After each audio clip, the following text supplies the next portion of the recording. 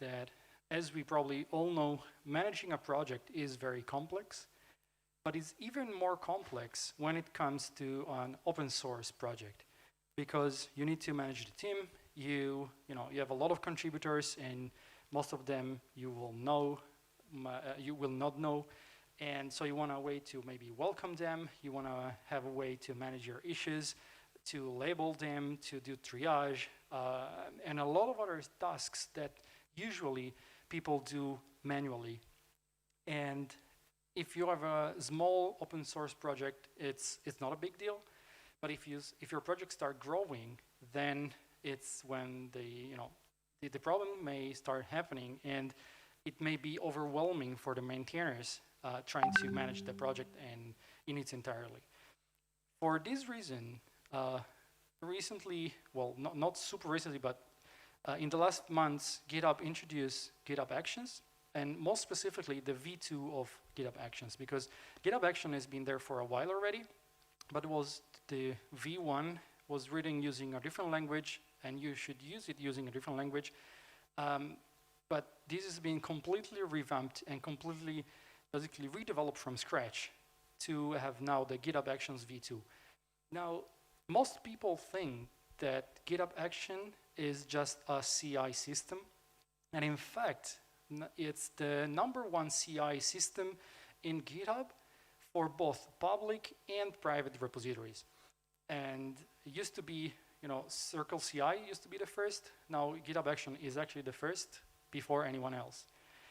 But that's not enough, because GitHub Action, yeah, it's a CI system, but it's much, much more, and it's a very powerful automation engine. Basically, if you can automate something, then you can do it with GitHub Actions. I will not have too many slides. I'll prefer going to the demos, but I want to introduce some concept first. So first of all, GitHub Actions is fully integrated in GitHub. There's no additional component to install. There's nothing to trick. It's just you start using it straight away. And as I said before, is a complete automation system. And to prove that, actually you can respond to basically any GitHub event. Now there's more than 90 GitHub events that you can respond to with an action. And as an event, I mean, for example, of course, when you push your code to your repository, like any other CI system, but for example, you want to do something whenever your contributor open an issue, or maybe you want to automate some flows in your pull requests, and so on and so forth. Or maybe you want to schedule something to happen every day or every night, and so on and so forth. As I said, there's more than 90 different events that you can respond to with GitHub Actions. Another very cool thing is that the majority of the workflows for actions are actually community powered. Of course, GitHub has available a set of predefined, like kind of certified actions and workflows that you can use in your workflows, and also some starter kits. But the greatest majority of the workflows and of the actions are actually community powered, and they are all open source. Even the GitHub ones are fully open source. And as a CI system, you can, of course, target any platform, any language, any cloud for deployments, for example, or even on-prem if you want to. And as such, they run on different environments. We have GitHub Actions that run on Linux. We have GitHub Actions that run on Mac OS. And this is super important if you're having like a project which comprises also a mobile application, for example, or an application for macOS. And the only way to build that is using macOS. Of course, they also run on Windows. But another cool feature is that you can also provide your own containers, which means that when you if you create your own GitHub Actions, or if you use a GitHub Action, that can be written in JavaScript, for example, or can be contained in a container. And in that case, you can have any dependencies you need, anything you want installed in that container. So there's no limit, basically, of what your GitHub Action can do. But still having the same flexibility and the same, it's as powerful as the native ones because they both have access to all the APIs that GitHub has available. Another thing that here is referred as the metrics builds, but of course they don't really work only for builds. They work for any kind of action you may want to build or to create, and basically give you the chance to execute different jobs from different contexts just with one GitHub action. So you write it once, you define the matrix, and then you can execute that for as many value we have in the matrix. And I have a demo about this in a second. They have very powerful logs. And again, those are not only for CI, but for all the execution of your GitHub actions, which are streaming in real time. They are searchable. And of course, you can link to any of those logs at any point in time.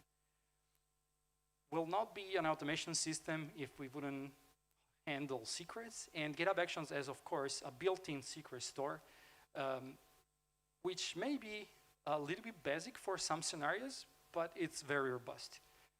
And last but not least, since it's GitHub, they are actually easy to write and very easy to share. And in the end, it's just a YAML snippet that you can very easily share with anyone else. That said, let's go to the demo. So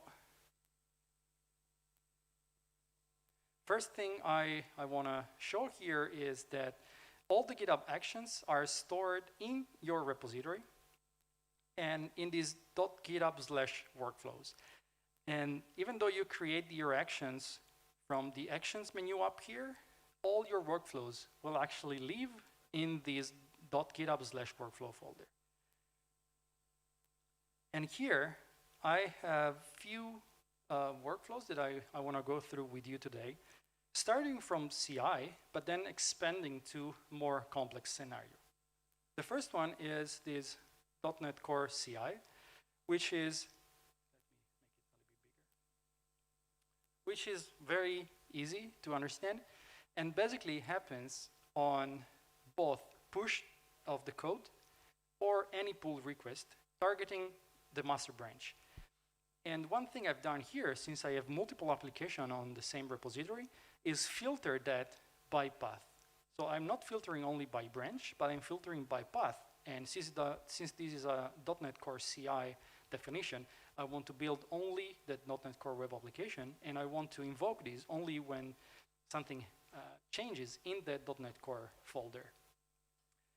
Another thing I can do is defining a variable, and this is how you do it in GitHub Actions. Now, if you can see here, I have this variable definition, and I also have here another variable definition. And this is because GitHub Action allow you to scope your variable in different scopes. So defining a variable before all the jobs basically makes that available to any job that you have below that. But as you can see here, this csproj name variable will be only available inside the build job. If I have another job, in this case I don't have any other job, but if I would have another job after the build job, this csproj name variable will not be available in that job. So it's scoped to the current job. And as you can see, this is just YAML. I'm not a super big fan of YAML, but I know some people are, and it's basically now the de facto language for all the basically CI system or all the configurations and everything. So that's what we get, that's what we have to use. But it's very easy to read. So what happens in this action is just a series of steps, and each step performs some action. And in this case, as I said, is a CI definition. So we are just checking out the code, making sure that .NET Core 3.101 is installed on this runner, and then do whatever the .NET Core build requires. And if you go up here, again, we have the csproj name variable and the folder name variable.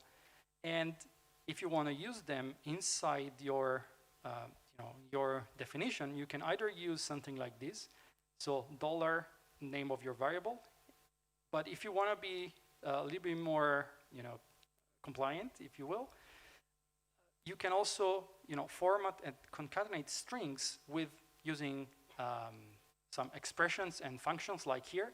And the way to use any function in GitHub Action is prefix them with $ and the 2 parentheses, and then of course close the 2 parentheses at the end. This notation here and this notation here are basically equivalent, but it is much safer for any kind of variable type and variable value that you may you may have in your variable. So not too surprising here. This is very similar to what, for example, Azure pipelines look like if you've seen that before, and other CI systems. So if we go back to our workflow folder, and let's go now to this Node.js CI definition. Now again, it's still a CI definition, but it's slightly different. One of the things you want to normally do with Node.js applications is testing them or building them against different version of Node. The first part is the same as before, filtering by path, always using both push and pull request trigger on the master branch. But the different thing is here. So inside the build job, apart from defining that it runs on Ubuntu in this case, let's keep this for a second. I'm defining a strategy. And in the strategy, I have my metrics. And the metrics saying basically that this variable, node version, which is something that I define, is not something that is already defined in the GitHub Action language. This variable has this value. And this value is, in this case, an array of Node.js versions, but can be arrays, can be even more complex type. And what that does is basically repeating all the steps you can see here for each of those variables. And in this case, what I do is using here the matrix with the expression as we've seen before, and basically make sure that only that version that is specified here of Node.js is installed on that runner, and therefore compiling and building and testing these against the different kind of Node.js, the different version of Node.js. So if you see here, I only have one job, the build job, and I only write the steps once. But if I go back to the actual run of the action, I can see that it actually executes 3 times.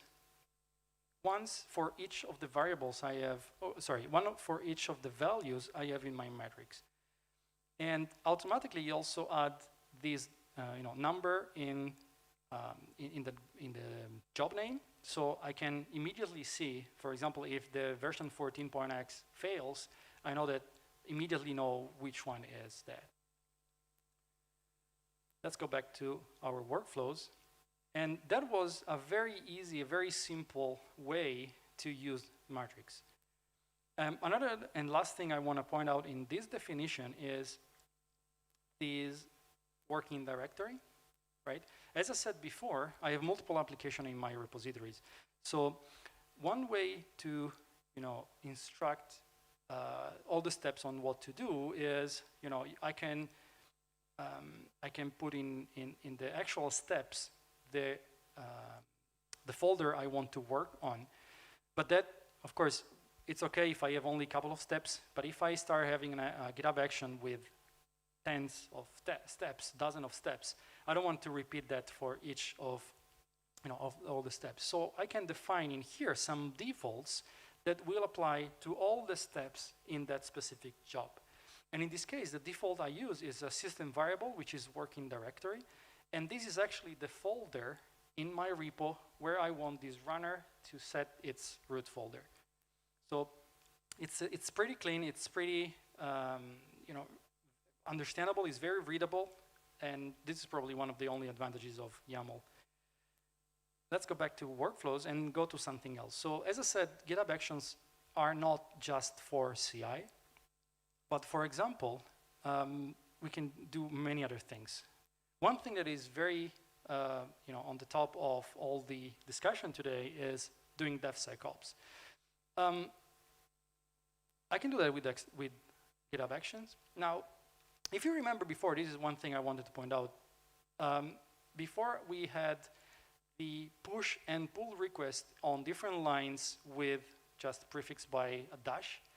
And this is another way you can define that. You can always, whenever you need to pass an array or multiple values, you can use either this notation with the square parentheses and just use the comma between the different values. Or, as we said before, you can use as we've seen before, you can use the dash value. It's completely equivalent. Now, in here, for example, I can do everything related to DevSecOps.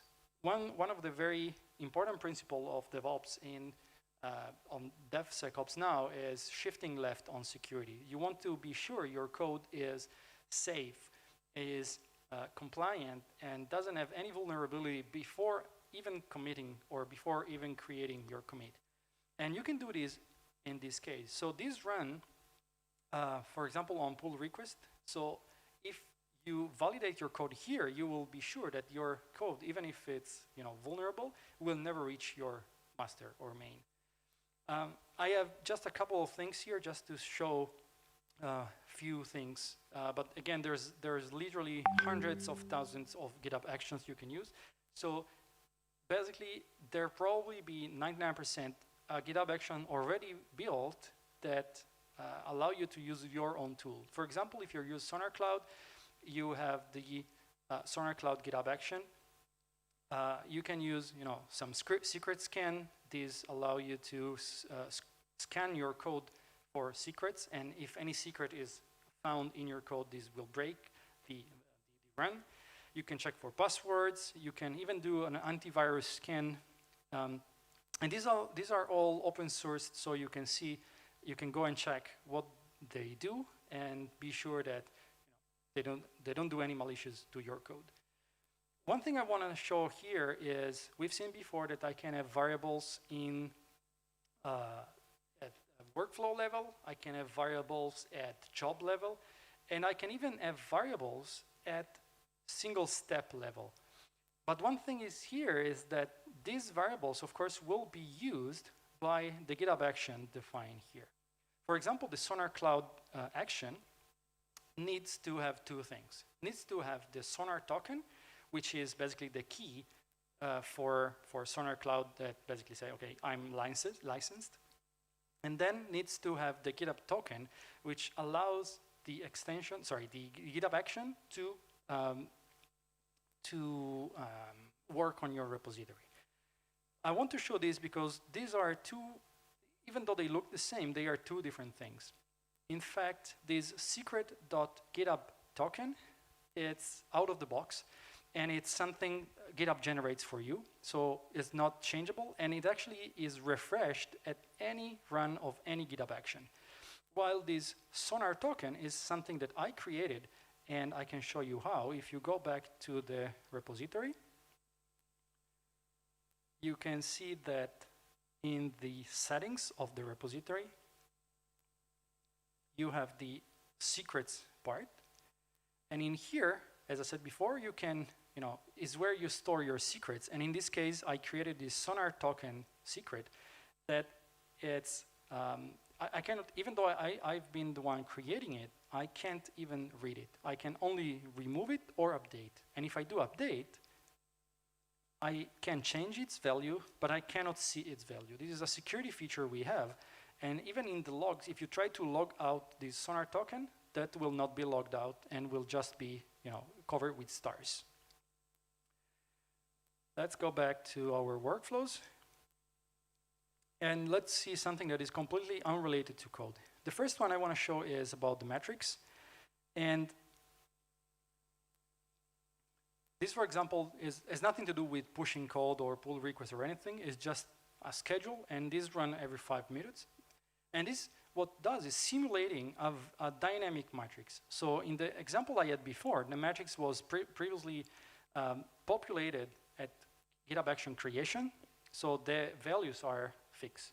But in this case, I can actually populate my matrix with whatever I want. So in this case, I simulate having like a job creating a file list, and then maybe I want to do something on these files in the second job. So what I do, I just define here the matrix, and the output, basically this variable will be the output of this job. I can set the value of the matrix here with this syntax, and then in the second job or in any other job, I can actually use this variable using this syntax as a matrix for the strategy.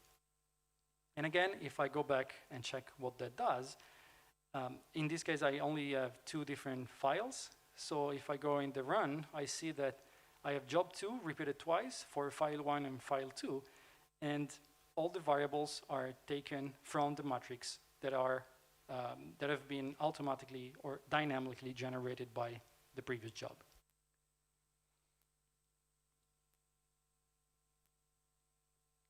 I have 2 more things I want to show. The first one is these greetings. This is very, very popular, and it's actually a first-party action, and you know because the value here is action slash. This means it is a GitHub certified or GitHub first-party action. And what that does, again using the GitHub token secret here, it allows you to issue a message whenever a user opens his first issue or their first pull request. And you can provide literals, or you can even provide YAML multi-lines with markdown formatting. Going to see what that does, this is the first issue that I open on this repo. And as you can see, after opening the first issue, I have this comment from GitHub Actions saying, thanks for opening your issue, blah, blah, blah. This is completely, of course, customizable, but it's just a few seconds after opening my first issue, I received this command. And same thing for pull request. This was the first pull request I've created. And as you can see here, apart that I had a typo in the markdown formatting, so this is not being formatted correctly, but it's my fault, not GitHub Action fault. But all the other formatting is actually there and can be used, or basically any markdown can be used for this, even links to files and everything else. This is very, very helpful. Last thing, last thing I want to show is this other workflow, which it's very helpful if you're using a mix of GitHub and Azure DevOps, because you can, with this syntax, basically on issues and taking in consideration open, edit, delete, and all the other events that you can do on an issue, you can automatically update your Azure DevOps board with the content of an issue or closing an issue. Of course, it requires some configuration, especially the personal access token for GitHub and Azure DevOps. But this is a very powerful way to keep in sync Azure boards and Azure DevOps. I'm almost out of time, so just let me recap what we said so far. Oh, and by the way, you can find the code I've been working on the link you've seen here. Is github.com/newton/HKOSCon2020. So again, GitHub Actions allow you to automate basically any workflow. You can do deployment, even though, to be fair, it's not super mature yet, but you can do anyway deployment. You can, for example, create tickets on Jira or on Azure DevOps. You can publish a package to NPM, which, by the way, is now part of GitHub, and much more. There are millions of open source libraries you can use, and as I said, you can create your actions in either JavaScript or using a container with basically anything you want, and both have access to the same API. We have very rich live logs, and most importantly, they are completely free for public repositories. You don't have any limit in minutes or executions for public repos. And for private repos, you have 3 minutes in each plan. Even in the free plan, you have 3 minutes for your public for your private repositories, but of course also in the GitHub Enterprise, etc. So you can get started with your GitHub Actions for free in private repositories. And with this, I've finished. Thank you for the attention. Feel free to hit me up after the conference in any of these links, and continue to enjoy the conference.